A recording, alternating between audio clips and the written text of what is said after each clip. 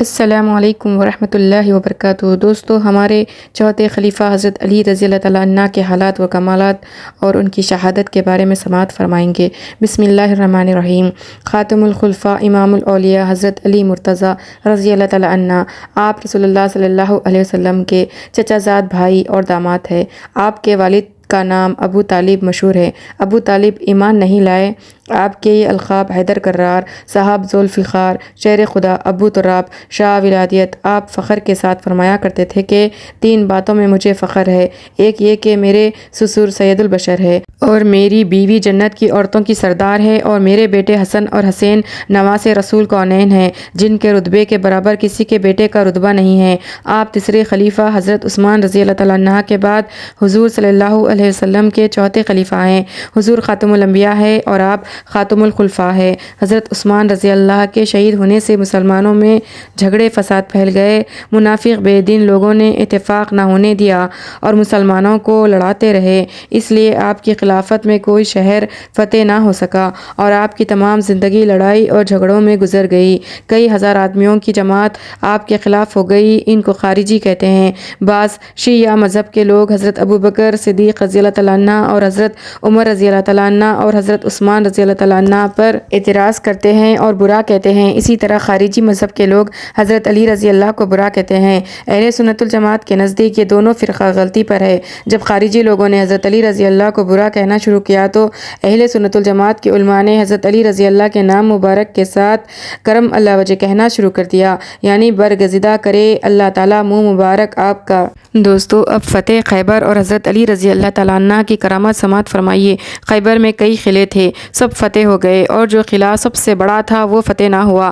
رسول خدا صلی اللہ علیہ وسلم نے حضرت علی شیر خدا کو اپنی زرہ پہنائی اور اپنی تلوار ذوالفقار آپ کے گلے میں ڈالی اور لڑائی کا جھنڈا آپ کے ہاتھ میں دیا اور ارشاد فرمایا، اے علی، تم شیر خدا ہو، جب تک تم کو خدا فتح نہ دے پیچھے مڑ کر نہ دیکھنا، مگر پہلے خیبر کے لوگوں کو دین اسلام کی طرف بلانا، اگر وہ مسلمان نہ ہو اور لڑنا چاہتے ہو تو پھر ان سے لڑنا۔ بس آپ سرکار دو عالم صلی اللہ علیہ وسلم کا یہ حکم سنتے ہی بہادروں کی فوج لے کر خیبر پر جا چڑھے اور قلعے کے پیچھے زمین پر اپنا جھنڈا گاڑ دیا۔ ایک یہودی عالم نے آپ سے پوچھا کہ تم کون ہو اور تمہارا نام کیا ہے؟ آپ نے فرمایا، میرا نام علی ہے اور ابو طالب کا بیٹا ہوں، اور اللہ کے رسول حضرت محمد مصطفیٰ صلی اللہ علیہ وسلم نے مجھ کو شیر خدا بنایا ہے۔ یہ جواب سن کر وہ بہت پریشان ہوا اور اپنے لوگوں سے کہا، اے بھائیو، خبردار ہو جاؤ، اس آدمی کا حلیہ ہماری کتاب میں لکھا ہے، یہ بہت بڑا بہادر ہے، جب تک وہ ہمارے قلعے کو فتح نہ کر لے گا قدم پیچھے نہ رکھے گا، بہتر یہ ہے کہ تم اس سے صلاح کر لو۔ مگر وہ لوگ نہ مانے، اور ان میں سے ایک بڑا بھاری پہلوان برچھی لے کر قلعے سے باہر آیا اور آتے ہی مسلمانوں پر حملہ کر دیا اور کئی مسلمان شہید کر دیے۔ آپ دوڑ کر اس پر ایسا حملہ کیا کہ مردود ایک ہی وار میں دوزخ میں گیا۔ پھر اس کا بھائی مرجب آپ کے سامنے بدلہ لینے آیا اور آپ سے کہا کہ تجھے خبر نہیں کہ میری بہادری تمام خیبر میں مشہور ہے، تو میرا کیا مقابلہ کر سکتا ہے؟ آپ نے فرمایا کہ مردود کیا بکتا ہے، تجھے میری خبر نہیں کہ میں شیر خدا ہوں؟ یہ سنتے ہی اس نے ایک دم بڑے زور شور سے آپ پر حملہ کیا۔ آپ نے اس کے حملے کو روکا اور تلوار ذوالفقار اس کے سر پر ایسی ماری کہ اس کے سینے کو کاٹتی ہوئی زمین میں گھس گئی، اور وہ خدا کا دشمن 2 ٹکڑے ہو کر زمین پر گرا اور دوزخ میں پہنچا۔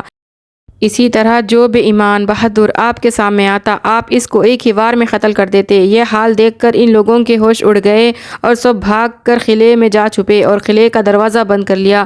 قلعے کا کواڑ 800 من کا تھا۔ آپ نے اس میں ایک ایسا مکہ مارا کہ تمام قلعہ ہل گیا اور اس کی دیوار گر پڑی اور کواڑ الگ ہو گیا۔ آپ نے اس کواڑ کو اٹھا کر ایک طرف رکھ دیا۔ یہ آپ کی کرامت تھی، اور اسلامی فوج قلعے میں داخل ہو گئی اور آپ نے خیبر پر قبضہ کر لیا۔ پھر آپ حضور صلی اللہ علیہ وسلم کی خدمت میں حاضر ہوئے۔ حضور صلی اللہ علیہ وسلم نے آپ کو گلے سے لگا لیا اور آپ کی پیشانی پر بوسہ دیا اور فرمایا، اے ابو الحسن، میں تم سے بہت خوش ہوں۔ آپ حضور صلی اللہ علیہ وسلم کے یہ محبت بھرے الفاظ سن کر رو پڑے۔ حضور صلی اللہ علیہ وسلم نے فرمایا کہ اے علی شیر خدا، تم کو مبارک ہو کہ میں اکیلا ہی تم سے خوش نہیں ہوا، بلکہ اللہ تعالیٰ اور اس کے فرشتے بھی تم سے خوش ہے۔ سبحان اللہ، کیا شان مبارک ہے علی رضی اللہ تعالیٰ عنہ کی۔ حضرت علی کرم لا وجہ کو برا کہنے والوں کی عقلیں ماری گئی ہے، اللہ تعالیٰ ان کو ہدایت دے۔ تمام مسلمان بھائیوں اور بہنوں کو معلوم ہونا چاہیے کہ مذہب اہل سنت الجماعت ایک ایسا مذہب ہے اور سچا مذہب ہے اور صحیح مذہب ہے کہ جس پر چلنا نجات کا ذریعہ ہے۔ تمام روئے زمین پر اسی مذہب کا زور اور غلبہ رہا ہے اور ہمیشہ رہے گا، اور اللہ و رسول کے احکام صحیح طور پر اسی میں ہیں۔ اس مذہب کے تمام بڑے بڑے علماء نے اور تاریخ دانوں نے لکھا ہے کہ حضرت ابوبکر صدیق اور حضرت عمر رضی اللہ تعالیٰ عنہ اور حضرت عثمان رضی اللہ تعالیٰ عنہ نے حضرت علی رضی اللہ تعالیٰ عنہ سے سب دین و دنیا کے کاموں میں مشورے لیے اور آپ کے مشوروں پر عمل کر کے فتح حاصل کی، اور 24 برس تک حضرت علی رضی اللہ تعالیٰ عنہ شیر خدا نے ان کے پیچھے نماز پڑھی اور ان تینوں حضرات کو خلیفہ مانا ہے اور ان سے بیعت کی، اور جو مال غنیمت ان کی خلافت میں آتا تھا اس کو حضرت علی رضی اللہ تعالیٰ عنہ اپنے خرچ میں لاتے تھے، اور اپنی شہزادی حضرت ام کلثوم کا نکاح حضرت عمر رضی اللہ سے کر دیا تھا، اور حضرت عمر رضی اللہ نے اپنی خلافت میں گرفتار کی ہوئی شہزادی حضرت شہر بانو حضرت امام حسین کو دی، اور وہ حضرت امام زین العابدین کی والدہ تھی۔ اب غور کرنے کی اور سمجھنے کی بات یہ ہے کہ جب تینوں خلیفہ اللہ کی پناہ حق مارنے والے اور کافر تھے تو ان کا جہاد کیسے درست ہوا، اور ان کی خلافت میں گرفتار کی ہوئی خاتون حضرت شہر بانو حضرت امام حسین کے لیے کیسے حلال ہوئی، اور حیدر کرار شیر خدا صلی اللہ علیہ وسلم کے علم کی بہار حضرت علی مرتضیٰ رضی اللہ نے 24 برس تینوں خلیفوں کے پیچھے کیسے نماز پڑھی۔ اگر ان سے ڈر کر نماز پڑھی یا ان کو دھوکہ دیتے رہے تو یہ بات آپ کی شان عظیم کے خلاف ہے اور بہتان عظیم ہے۔ حیدر کرار شیر جبار ایسے ایمان اور دل کے کمزور اور خدا کی پناہ ایسے دین فروش خدا تعالیٰ کو چھوڑ کر لوگوں سے ڈرے، اور آپ کے شہزادہ کونین حضرت امام حسین دین کی مضبوطی کے لیے کسی طاقت سے نہ ڈرے اور کربلا میں شہید ہو جائے۔ بہت سے لوگ ایسے ہیں کہ حضرت علی اور حضرت امام حسین کے ساتھ محبت ظاہر کرتے ہیں اور اپنے آپ کو شیعان علی یعنی علی شیر خدا کی جماعت کہتے ہیں، مگر آج تک وہ یہ نہ سمجھے کہ ہم نے حضرت علی شیر خدا کا کھانا پینا اور عبادت وغیرہ سب خراب کر دیا اور قیامت تک کے لیے سعادت کی نسلوں میں عیب اور فرق ڈال دیا، محبت اور عظمت کا خوب حق ادا کیا۔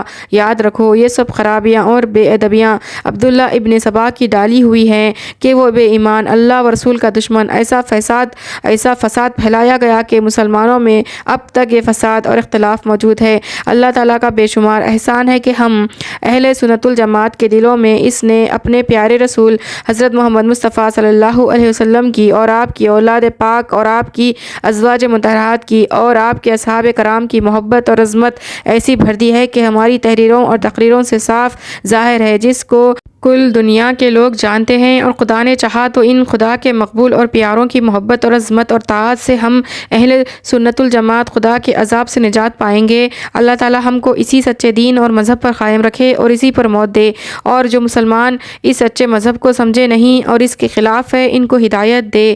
اب سماعت فرماتے ہیں حضرت علی رضی اللہ کی شہادت کا بیان۔ حضرت علی رضی اللہ تعالیٰ عنہ لڑائی جھگڑوں سے تنگ آ کر کوفے میں رہنے لگے۔ صبح کی نماز کے لیے آپ اپنے معمول کے مطابق بہت سویرے مسجد میں تشریف لے گئے۔ وہاں ابن ملجم خارجی دشمن پہلے سے چھپا کھڑا تھا۔ اس ظالم نے اپنی زہر بھری تلوار آپ کے سر پر ماری، زخم تو ہلکا ہی لگا مگر زہر اثر کر گیا۔ ابن ملجم خارجی کو لوگوں نے پکڑ لیا اور اس کو آپ کے سامنے لائے۔ آپ نے فرمایا اگر میں مر گیا تو جان کے بدلے جان لی جائے، اور اگر میں بچ گیا تو جو میری رائے ہوگی وہ کروں گا۔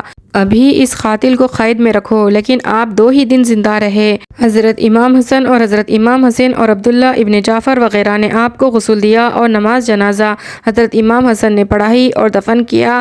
آپ کو رات ہی میں شہر کوفے میں خارجیوں کے ڈر سے کہ کہیں لاش مبارک کو نکال کر نہ لے جائے، آپ کی قبر انور کو بے نشان کر دیا۔ 4 برس اور 9 مہینے آپ نے بڑی مصیبت کی خلافت کی، اور 18 رمضان 40 ہجری میں پیر کے دن بوقت فجر 63 برس کی عمر شریف پا کر آپ شہید ہوئے۔ انا للہ و انا الیہ راجعون۔